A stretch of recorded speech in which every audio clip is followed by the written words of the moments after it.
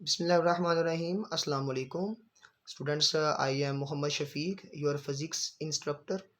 आज हम part 1 physics का chapter number 4 work energy and power study करेंगे, जिसमें 3 पोर्शंस हैं।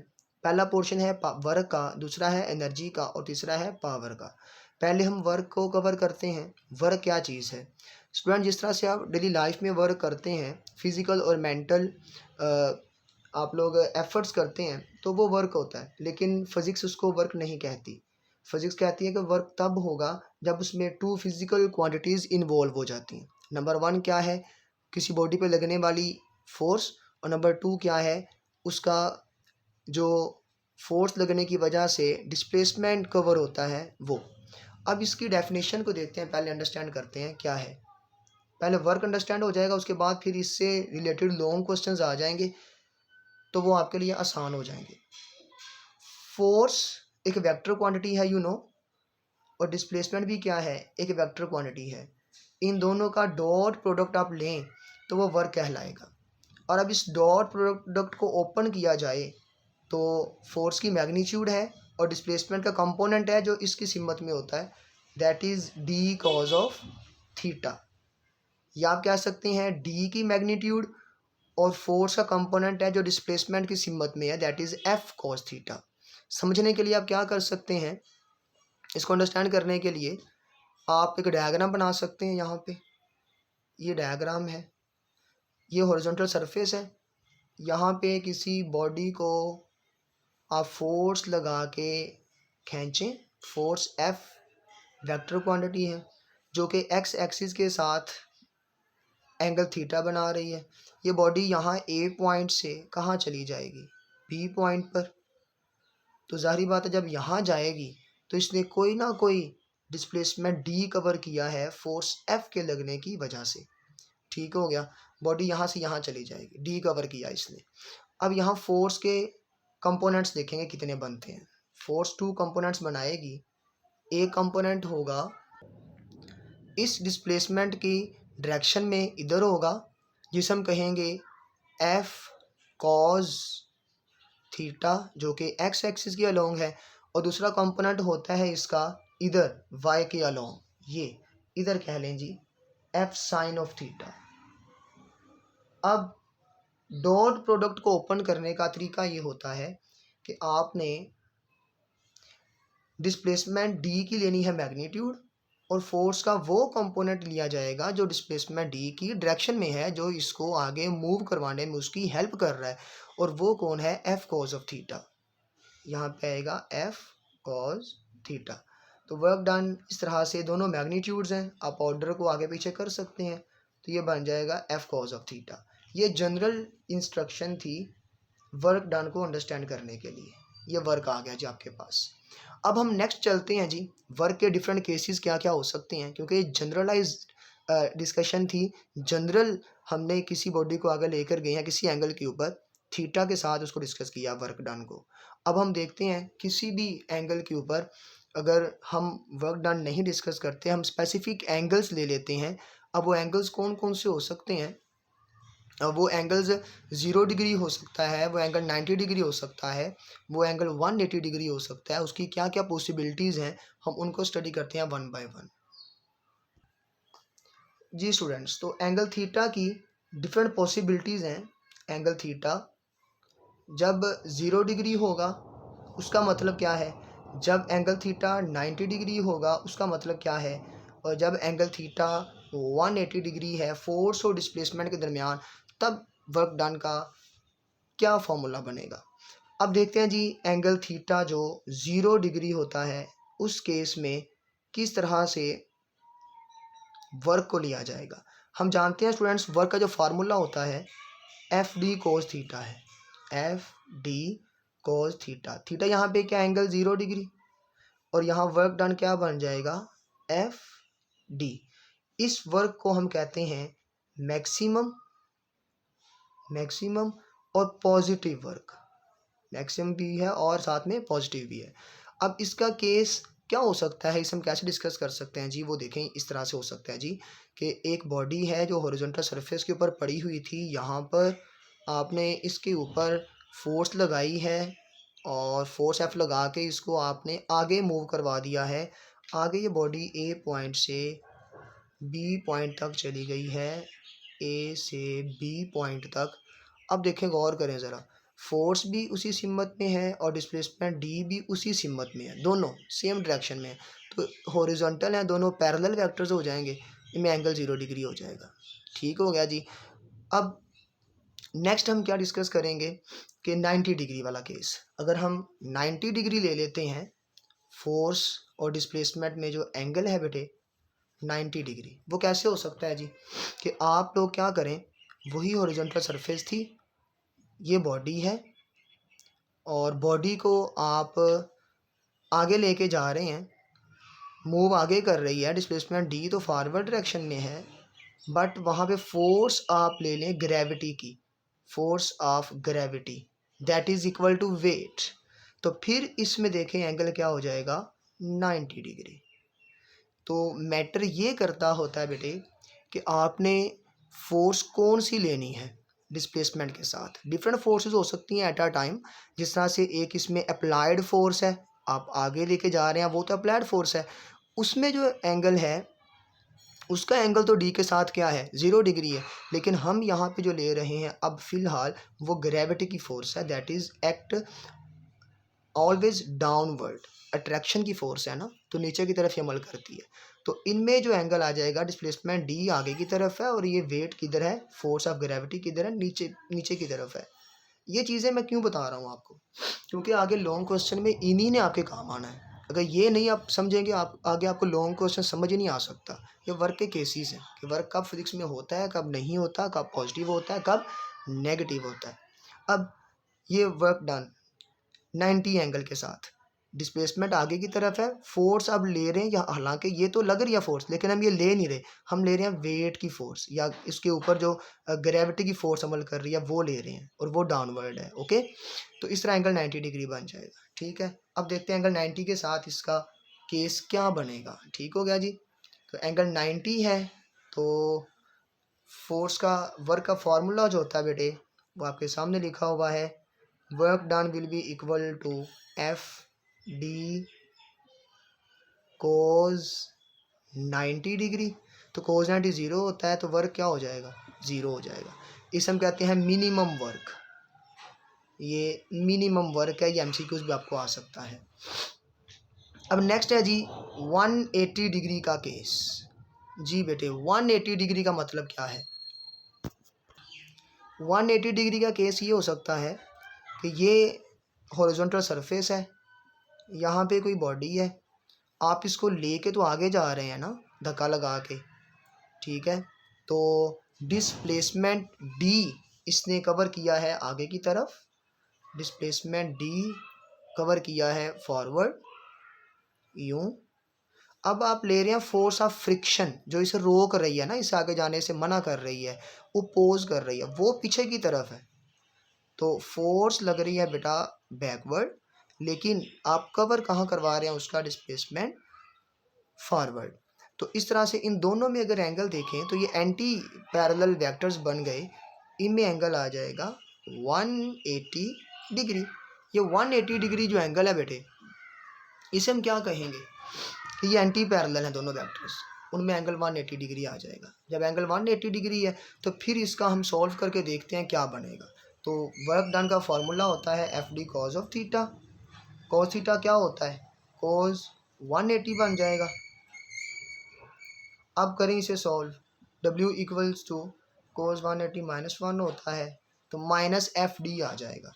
अब ये वर्क डन देखें ज़रा, एफ डी ये भी मैक्सिमम वर्क है, ये भी एफ डी है, ये भी मैक्सिमम वर्क है। याद रखिएगा बेटे, आप कंफ्यूज ना होइएगा, ये भी मैक्सिमम वर्क है, बट मैक्सिमम के साथ साथ ये नेगेटिव भी है। अगर आपका एमसीक्यूज आता है कि नेगेटिव वर्क क्या होगा, कब होगा, तो एंगल 180 डिग्री होगा, तब एंगल होगा 180 और साथ ही वर्क डन क्या हो जाएगा नेगेटिव, साथ में मैक्सिमम भी होता है ये। ठीक है जी। अब नेक्स्ट आपके लिए एक एमसीक्यूज है फर्दर, कि आपसे पूछा जाए कि बताइए कि वर्क डन कब पॉजिटिव है कब नेगेटिव है, इसकी क्या स्पेसिफिक कंडीशंस हैं। तो उसके लिए देखें ज़रा, ये है हमारे पास एक्स और वाई एक्सिस, ये पॉजिटिव एक्स एक्सिस, ये negative x axis, positive y axis. यहाँ पे अगर देखें किसी बॉडी को आपने खींचना है तो फोर्स अगर लगा रहे हैं बिल्कुल एक्स एक्सिस के अलोंग, तो तब डिस्प्लेसमेंट भी ये है और फोर्स भी ये है, तो एंगल हो जाएगा 0 डिग्री। अगर आपने लगाई है फोर्स बिल्कुल ऊपर, ठीक है, आप किसी बाल्टी को, पानी की बाल्टी को या किसी वजनी चीज़ को उठा के आगे लेके जा रहे हैं तो फोर्स आपने ऊपर लगा कर रखी हुई है, ठीक है ना। इस तरह से देखें ज़रा, फोर्स आपने वहाँ पे, फोर्स आपने इसके ऊपर ऊपर लगा कर रखी हुई है ना, लेकिन आप लेके कहाँ जा रहे हैं इसको, आगे की तरफ। डिस्प्लेसमेंट डी तो आगे की तरफ होता है, ठीक है। तो तब एंगल 90 डिग्री बन जाएगा, ठीक हो गया। तो अब इधर फोर्स लग सकती है, इधर लग सकती है, और बॉडी तो आगे जा रही है लेकिन फोर्स पीछे की तरफ भी लग सकती है, जो कि फ्रिक्शनल फोर्स है ना, अपोजिंग है, बॉडी को रोकने की कोशिश करती है जो। तो फिर फोर्स ऊपर लग सकती है, फोर्स इधर लग सकती है डिस्प्लेसमेंट की डायरेक्शन में, और या फोर्स पीछे की तरफ लग सकती है। तो देखें ज़रा एंगल क्या बन सकता है, 0 डिग्री। यहाँ पे क्या बनेगा, फोर्स और डिस्प्लेसमेंट में 90 डिग्री, और अगर पीछे की तरफ फोर्स लगती है तो तब एंगल बनेगा पूरा पूरा 180। तो यहाँ पे वैसे भी जो डॉट प्रोडक्ट होता है वेक्टर्स का, उसमें एंगल 0 से लेके 180 डिग्री तक ही डिस्कस किया जाता है। ओके, तो यहाँ पे देखें जगह तो एंगल थीटा बिल्कुल, एंगल थीटा बिल्कुल 0 डिग्री है ना, तो तब तो वर्क डन आपके सामने पॉजिटिव ही होता है। अब अगर एंगल थीटा क्या हो जाए 90 डिग्री, तो फिर एंगल क्या होता है उसमें 90 होने से वर्क डन क्या होता है, वर्क डन यहाँ पे 0 हो जाएगा, यहाँ पे वर्क डन मैक्सिमम हो जाता है। तो अगर एंगल 180 आ जाए, तो आपने अभी डिस्कस किया है कि 180 पे नेगेटिव होता है, साथ में मैक्सिमम होता है। तो अब हम इस पोर्शन के अंदर, अंडरस्टैंडिंग के पोर्शन में बताऊंगा आपको मैं कि हम कौन सी रेंज रख सकते हैं कि एंगल थीटा अगर देखें ज़रा 90 से पीछे पीछे है ना, 90 से छोटा है, तो तब कोज में जब आप पुट करेंगे एंगल, तो 0 से लेके 89 तक वो पॉजिटिव पॉजिटिव रहेगा, ठीक है। तो लिहाजा हम कह सकते हैं थीटा जब लेस देन है 90 डिग्री से, लेस देन किससे है 90 डिग्री से, तो वर्क डन क्या आएगा, हमेशा वर्क डन पॉजिटिव आएगा। और अगर एंगल थीटा बिल्कुल 90 डिग्री है एक्यूरेट, तब तो 0 ही होगा, ठीक हो गया। और अगर एंगल थीटा, एंगल थीटा ये क्या हो जाए, ये एंगल थीटा बेटे ये ग्रेटर हो जाए 90 डिग्री से, ठीक हो गया, तो तब भी वर्क डन क्या होगा, वर्क डन नेगेटिव हो जाएगा। तो इसकी एक जो स्पेसिफिक कंडीशन है बना सकते हैं कि एंगल थीटा जो है, एंगल थीटा ये 90 से तो ग्रेटर हो, 90 से ग्रेटर हो, लेकिन ये लेस देन हो 180 डिग्री से। बात फिर वही आ गई है कि यहाँ से लेकर अब यहाँ तक ही डिस्कस करेंगे कि 90 से बड़ा इधर, लेकिन 180 से छोटा इधर, लेकिन इक्वल भी कर सकते हैं आप। वजह यह है कि 180 की इक्वल अगर हो जाए तब भी आप देखें ज़रा वर्क डन क्या आया था, नेगेटिव। 180 की इक्वल भी नेगेटिव है, और 90 से ग्रेटर हो तब भी नेगेटिव है, और 180 से छोटा, 180 से छोटा और 90 से बड़ा, तो इस रीजन के अंदर जो कोज की वैल्यूज़ आती हैं एंगल के साथ वो नेगेटिव नेगेटिव होती हैं, ठीक हो गया जी। तो ये आपने एमसीक्यूज भी क्लियर कर लिया अभी कि कब एंगल डिफरेंट होता है और जब वर्क डन डिफरेंट आपको आंसर देगा। अब इसका लास्ट एक पोर्शन रह गया है वर्क डन के बारे में, बाकी आपने सारी चीज़ें अच्छे से डिस्कस कर ली हैं बेटे। अब देखें वर्क का जो फार्मूला था उसे मैं एफ डॉट डी कह रहा था, इसे ओपन करें तो एफ डी कॉज थीटा है, यहाँ कहीं भी डायरेक्शन नहीं है। इट मीन्स दैट कि जो वर्क डन होता है स्केलर क्वांटिटी है, work done is a scalar quantity, ये भी कहीं मेंशन कर लें, पता होना चाहिए बेटा, ये एमसीक्यूज है। क्योंकि डॉट प्रोडक्ट जो होता है वेक्टर का वैसे भी आपको स्केलर क्वांटिटी ही देता है, ठीक हो गया। अब इसके अलावा अगर आप गौर करें कि ये वर्क किस में मेजर किया जाएगा, इसका मैक्सिमम का आंसर है एफ डी। अब एफ डी को आगे फर्दर सॉल्व कर लें इसके यूनिट के लिए, यूनिट के लिए यूनिट क्या होता है वर्क का, जाउल, न्यूटन, और ये है मीटर। डिस्प्लेसमेंट किस में करते हैं मेजर बेटा हम, मीटर्स के अंदर, और फोर्स किस में करते हैं, न्यूटन के अंदर। अब न्यूटन मीटर क्या होता है जी? 1 जाउल। अब 1 जाउल को डिफाइन करना हो कि वर्क डन 1 जाउल कब होगा, तो उसके लिए हम क्या कर सकते हैं जी?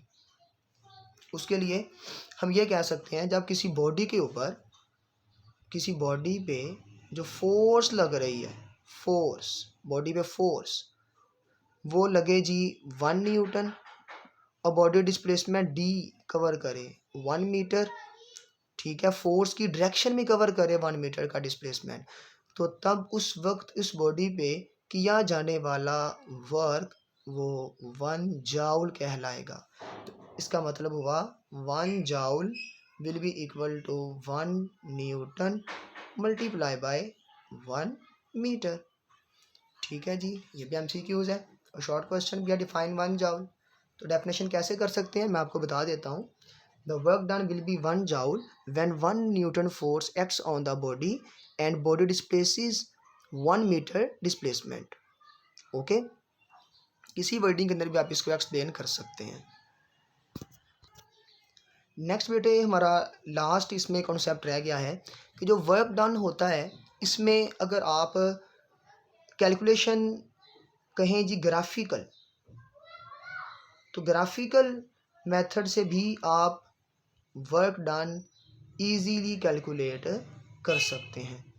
ग्राफ क्या होता है जी? किसी भी 2 क्वांटिटीज़ का रिलेशन है, फिजिकल क्वांटिटीज़ का, उसमें एक वाई एक्सिस के अलोंग ली जाती है और एक एक्स एक्सिस के अलोंग ली जाती है। यहाँ वाई एक्सिस के अलोंग ले लें आप लोग फोर्स, और यहाँ पे ले लें आप डिस्प्लेसमेंट डी। और याद रखिए सारे का सारा जो वर्क आपने डिस्कस किया है बाय कांस्टेंट फोर्स है, work done by constant force. तो वर्क डन कांस्टेंट फोर्स है ना ये, तो यहाँ पे कोई ना कोई वैल्यू होगी फोर्स की। तो जब डिस्प्लेसमेंट 0 है अभी फोर्स लगना शुरू हो गई है। अब डिस्प्लेसमेंट आपने इतना कवर कर लिया, इतना कर लिया, इतना कर लिया, वैल्यूज़ बढ़ती जा रही हैं, लेकिन इन सभी पॉइंट्स के लिए फोर्स क्या रहती है? कांस्टेंट।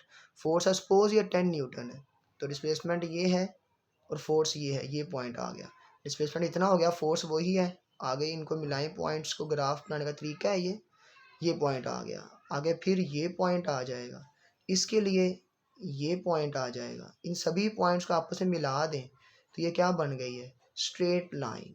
स्ट्रेट लाइन बता रही है जी आपको कि यहाँ पे वर्क डन जो किया है, वर्क डन हम जानते हैं कि वो एफ डी होता है मैक्सिमम, अगर उसी के डायरेक्शन में लग रही है, डिस्प्लेसमेंट के डायरेक्शन में फोर्स लग रहा है तो एफ डी होता है। तो यहाँ पे फोर्स एफ है ये वाली, और यहाँ पे क्या है? टोटल ओवरऑल डिस्प्लेसमेंट जो लिया जा रहा है यहाँ से लेके यहाँ तक वो ये डी है, फोर्स ये है यहाँ पे जो लग रही थी, ठीक है, यहाँ जो फोर्स लग रही है वो एफ ये है। ओके, तो ये जो ग्राफ यहाँ पे आपके सामने बेटा बना है इसे हम कहते हैं रेक्ट एंगल। ये रेक्ट एंगल बन गया टोटल। तो आप क्या कर सकते हैं, इसी रेक्ट एंगल का एरिया निकाल सकते हैं। एरिया जो क्या होता है? लेंथ इनटू विड्थ, ठीक है। तो यहाँ पे फोर्स इसकी विड्थ है और ये इसकी क्या है? लेंथ है। देखो ज़रा एफ डी ही बना है ना, तो एरिया होता है जो, वो असल में क्या आपको देता है बेटा? वर्क डन ही देगा, जो कि एफ डी आ जाएगा। क्या आ जाएगा? F D. बेटा इस एरिया को हम कहते हैं area of rectangle. Force displacement graph का जो एरिया है बेटा कांस्टेंट फोर्स से बनने वाला, वो बनेगा रेक्टेंगल की फॉर्म। रेक्टेंगल का आप लेंगे एरिया, वो आ जाएगा वर्क डन, और वो किसके बराबर है? F D.